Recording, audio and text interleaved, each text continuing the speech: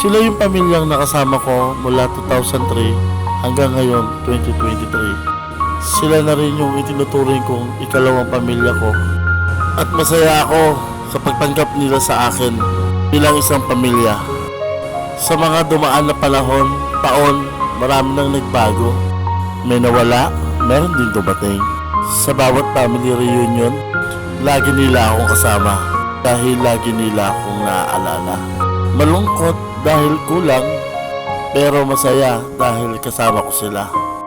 Kaya maraming salamat sa inyo, Toledo family, at sa mainit na pagtanggap sa akin bilang isang pamilya. Maraming salamat po sa inyo. Ngayong Pasko, wish ko po sa inyong lahat maging malakas at malayo sa sakit. Merry Christmas, Toledo family. Maraming salamat po sa inyong lahat. Merry Christmas to all family. Gonzales, Peralta, Tapawan, and Cañalita family.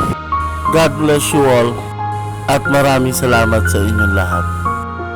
Merry Christmas and Happy New Year. Merry Christmas!